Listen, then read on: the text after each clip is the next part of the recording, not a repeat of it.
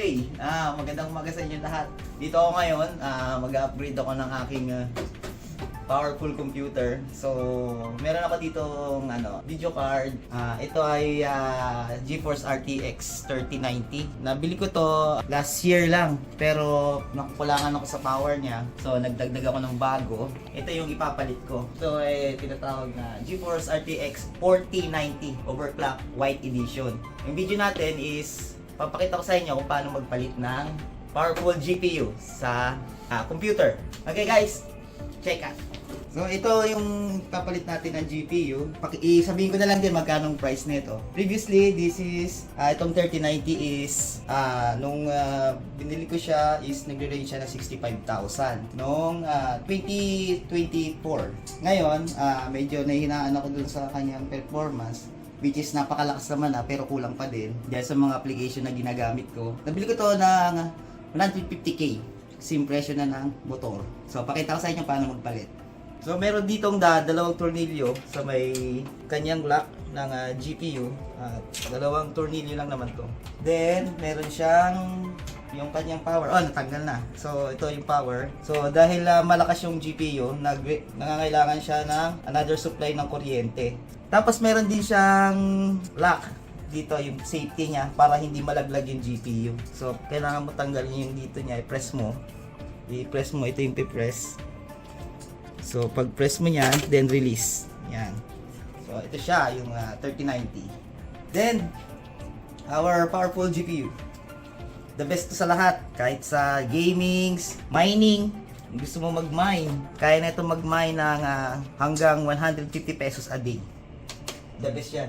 So click lang natin yung ganyan tornilyo. So nakabit na natin yung tornilyo, then lalagyan natin siya ng supply. Kasi kahit nakasaksak na siya sa board niya, hindi siya magpa-power on. Kasi kailangan niya ng another supply ng power. Kasi itong ganitong GPU is power hungry masyado. Kaya pagka may nagkabit ka na ganitong GPU, is asahan mo ang kuryente mo sa isang buwan is baka para kang merong tatlong plancha araw-araw o dalawa. Pagka gagamitin mo siya ng full blast yung power niya.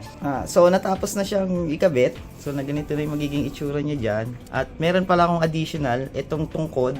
Meron siyang tungkod kasi sobrang laki niya. Baka kasi pag wala siyang tungkod ay bumigay yung kanyang PCIe Express na nakatouch sa motherboard. Kasi sobrang laki, mabigat talaga. So kasama naman to kapag binili ninyo yung ganitong GPU. May tungkod siya. So, isaksak ko to sa power, then tingnan natin kung gagana. Ito na yung ating computer. Binuo ko yung kanyang, nilagay ko na yung kanyang tempered glass. So, bago pa natin i-on, is ikabit muna natin yung kanyang antenna. So, kasi kailangan niya ng antenna dahil built-in wifi na siya. Kabit natin yung kanyang antenna. Then, itong antenna na ito. Kabit tayo ng mouse and keyboard. So, kahit saan dyan, kahit USB 3, pwede yan. Then, yung kanyang HDMI para sa kanyang display. Then, yung power, on natin. So, yung power natin nakasaksak sa UPS. Gumamit tayo ng UPS. Itong GPU kasi is masyado siyang power hungry. So, kapag gagamitin nyo siya sa mataas na application na games, yung masyadong high-end yung graphics, and then or gagamitin nyo siya sa mining, hindi siya advisable gamitan ng UPS. Mangyayari sa UPS nyo, tutunog lang ng tutunog kasi meron siyang capping lang pagdating sa power.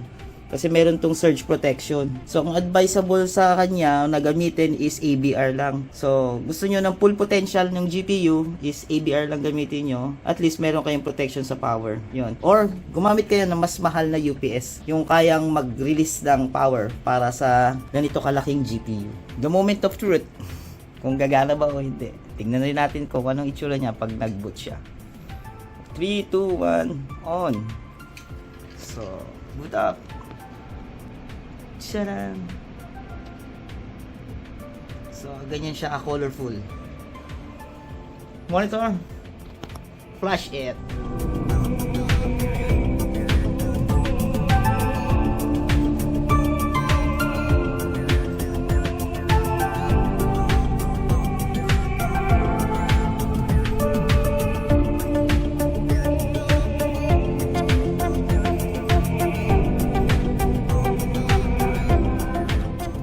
yan lang ang aking simple vlog. This is Bericoy. Thank you and good day.